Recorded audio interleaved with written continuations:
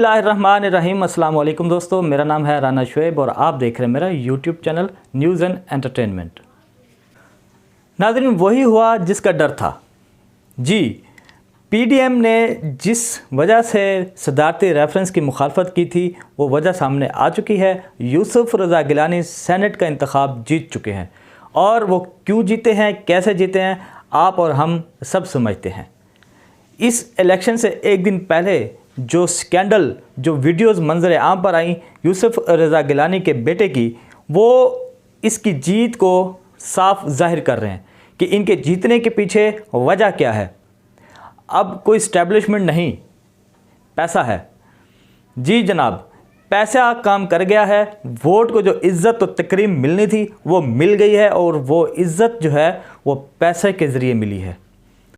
नाज़रीन, पाकिस्तान तहरीक इंसाफ और इमरान खान सदारती रेफरेंस इसीलिए ये लाए थे कि ये जो वोट होना है सेनेट का, ये शो ऑफ हैंड के ज़रिए होना चाहिए। अगर शो ऑफ हैंड के ज़रिए नहीं हो सकता तो कम से कम इस तरह का होना चाहिए कि उसे ट्रेस कर लिया जाए। तो ये मामला अदालत में भी गया, इलेक्शन कमीशन ने वहाँ पर जान छुड़ाने की कोशिश की, अपोजिशन के मौक़िफ़ के साथ खड़े होने की कोशिश की और वही हुआ कि सुप्रीम कोर्ट ने फ़ैसला जो है वो इलेक्शन कमीशन पर डाल दिया और इलेक्शन कमीशन ने वही तरीक़ाकार अपनाते हुए और सेनेट का इंतखाब अपोजिशन की झोली में डाल दिया।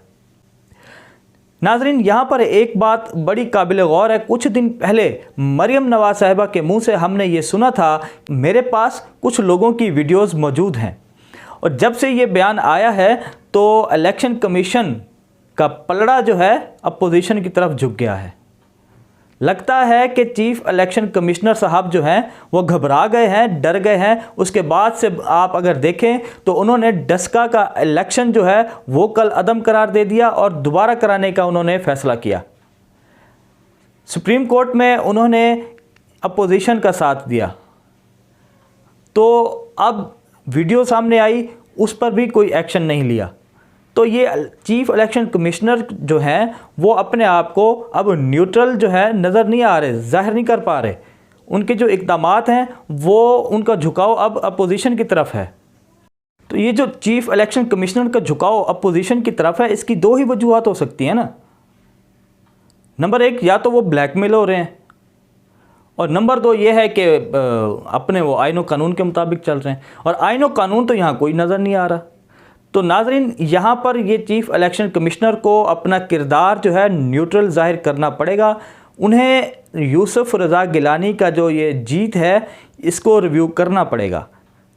और ये जो वीडियोज़ आई थी ख़रीदो फ़रोख्त की, इस पर सुप्रीम कोर्ट को सुमोटो लेना चाहिए कि उन्होंने जो फ़ैसला दिया था अपने इस सेनेट के इंतखाबात के हवाले से, उस पर अमल दरामद नहीं हुआ, शफाफ इलेक्शन नहीं हुए, ख़रीदो फ़रोख्त होती रही, मंडी लगती रही, रेट लगते रहे। लिहाजा इस पर सुप्रीम कोर्ट को नोटिस लेना चाहिए और इस चीज़ को मंतकी अंजाम तक पहुंचाना चाहिए।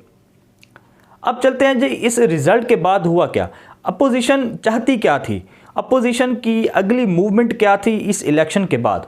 देखें, अपोजिशन की मूवमेंट यही थी कि अगर हम सेनेट का इंतखाब जो है एक बंदा ऐसा वो लाए हैं, वो डिवाइड नहीं हुए। अगर चाहते तो पीपल्स पार्टी और मुस्लिम लीग नून अपने अपने बिहाफ पर अपना कैंडिडेट ला सकते थे, लेकिन उन्होंने एक ही कैंडिडेट को जो है टिकट दिया, अपना नुमाइंदा बनाया, और उनकी मूवमेंट ये थी कि जैसे ही अगर हमारा सेनेटर मुंतखब होता है तो अखलाकी तौर पर जो है हम इमरान खान को जो है कमज़ोर कर देंगे, कि उस पर अब असेंबली का एतमाद नहीं रहा। तो हम अगली मूवमेंट हमारी ये होगी कि हम वोट ऑफ नो कॉन्फिडेंस लेके आएंगे। तो इमरान खान ने इस रिज़ल्ट के बाद बजाय इसके कि अपोजिशन कोई वोट ऑफ कॉन्फिडेंस की मूव लाती, इमरान खान ने ख़ुद से कह दिया है कि मैं इस असेंबली से दोबारा एतमाद का वोट लूँगा।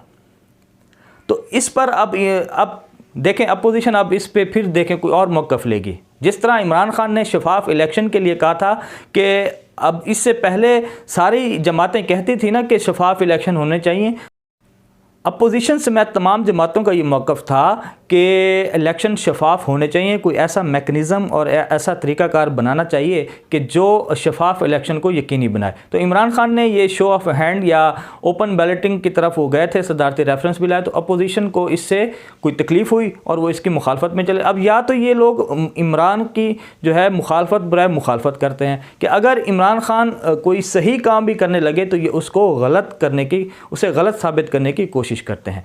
तो अब ये शफाफ इलेक्शन सबके लिए ही ज़रूरी है और इनकी मूवमेंट का बुनियादी मकसद ही यही है कि जी हमारे जो है जमहूरियत पर डाका डाला गया है, तो जमहूरियत को शफाफ किस तरह बनाना है ये मिल बैठ के ही कोई ऐसा फ़ैसला करेंगे जिस पर तमाम जमातें मुत्तफ़िक हों।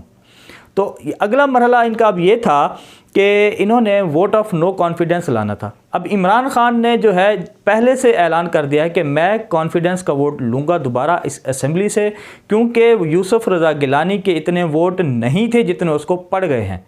अगर जो वोट मुस्तरद हुए हैं वो 7 वोट हैं, अगर 181 में से ये 7 वोट निकाल भी दें तो फिर भी ये 174 या 73 वोट बनते हैं। तो फिर अगर यही वोट भी पूरे पड़ जाते तो हफीज़ शेख यकीनी तौर पर जीत जाते। लेकिन ऐसा क्या हुआ कि किन लोगों ने वोट जो है वज़ीर आज़म, साबिक़ वज़ीर आज़म यूसुफ रज़ा गिलानी को डाले। तो इमरान खान इसकी तहकीकात में तो बाद में जाएंगे, वो अपने ऊपर ये मोरल जो उनके ऊपर ये जो आएगा प्रेशर, वो ये बर्दाश्त नहीं करना चाहते। वो ये कहते हैं कि पहले तो मैं अपने ऊपर एतमाद का वोट लूँ ना।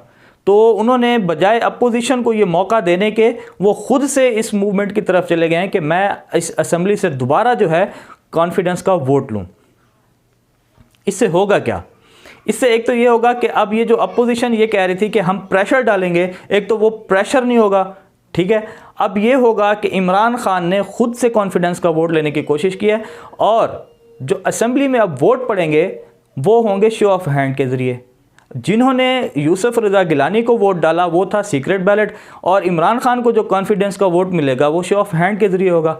अब जिन्होंने यूसुफ रज़ा गिलानी को छुपके से वोट डाले हैं, अब या तो वो अपने आप को जाहिर करेंगे कि हाँ जी हमने किस बिना पर वोट आपको नहीं दिया, अब हम आपकी गवर्नेंस से तंग हैं, या हम अब आपको पसंद नहीं करते, या हम आपके साथ चलना नहीं चाहते, या तो वो खुलकर सामने आएंगे, या फिर ये है कि वो इमरान खान को वोट दे देंगे और इमरान खान दोबारा वज़ीर आज़म बन जाएंगे। इमरान खान जब कॉन्फिडेंस का वोट ले लेंगे तो ये अपोजिशन का जो प्रेशर है वो ख़त्म हो जाएगा, मीडिया भी चुप हो जाएगा और इमरान खान मोरली एक दफ़ा फिर ताकतवर होकर उभरेंगे और इसके बाद जो है इसकी तहकीकात कराएंगे जिन्होंने इन्हें वोट जो यूसुफ रज़ा गिलानी को दी हैं। फिर वो अगर कोई इसके ख़िलाफ़ जाते हैं, अपील करते हैं, या इसके जो वोट जो हफीज़ शेख को नहीं पड़े उनकी तहकीकात में जाते हैं, तो उनके पास एक मोरल अथॉरिटी होगी, ठीक है। और अपोजिशन कोई लॉन्ग मार्च की धमकी नहीं दे सकेगी, कोई वोट ऑफ नो कॉन्फिडेंस की धमकी नहीं दे सकेगी, और मीडिया भी इस पर सवालात नहीं उठाएगा। तो सब खामोश हो जाएंगे और सवाल उठ खड़े होंगे यूसुफ रज़ा गिलानी की जीत पर। फिर सब उसके पीछे पड़ेंगे कि हाँ जी ये कैसे जीत गया शख्स जिसको वोट नहीं मिलने चाहिए थे, जिनके अपने वोट पूरे नहीं थे, तो वो कैसे मिल गए। तो फिर तहकीकात होंगी, फिर सुप्रीम कोर्ट भी जागेगी, फिर इंशाल्लाह इलेक्शन कमीशन को भी कुछ ख्याल आएगा कि जिस तरह उसने डस्का के इलेक्शन पूरा कल अदम करार दिया है, फिर ये इस सेनेट का इलेक्शन भी पूरा कल अदम करार देगी और इसकी तहकीकात करेगी। या तो री इलेक्शन कराएंगे या फिर जो है इसका कोई और हल निकालेंगे। तो इस तरह इमरान खान जो है वो इस गेम से मज़ीद मजबूत होकर निकलेंगे।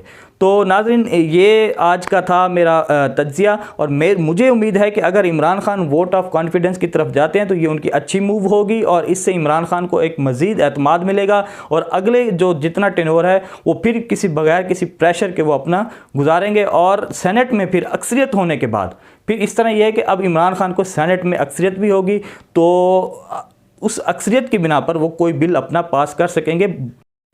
लेकिन इसके लिए ये भी ज़रूरी है कि चेयरमैन सेनेट भी पीटीआई और इत्तेहादी जमातों का मुंतखब होना चाहिए। तो अगला मरहला ये भी है, लेकिन इस मरहले से पहले अगर Imran Khan vote of confidence ले लेते हैं तो फिर शायद इमरान खान को एक अखलाकी तौर पर उनको बरतरी होगी, तो वो अपना चेयरमैन सेनेट आराम से मुंतखब करा लेंगे। और जब चेयरमैन सेनेट मुंतखब हो जाएगा तो फिर उनके पास कौमी असम्बली और सेनेट की अक्सरियत आने के बाद वो कोई भी अपनी मर्ज़ी की कानून साजी सख्त से सख्त करना चाहेंगे तो कर सकेंगे। तो उम्मीद है कि ये vote of confidence Imran Khan के हक़ में जाएगा। तो जनाब ये थी आज की वीडियो। अगली वीडियो तक के लिए इजाज़त दें, और अगर मेरी वीडियो पसंद आई है तो इसे लाइक और शेयर करें। अल्लाह हाफिज़।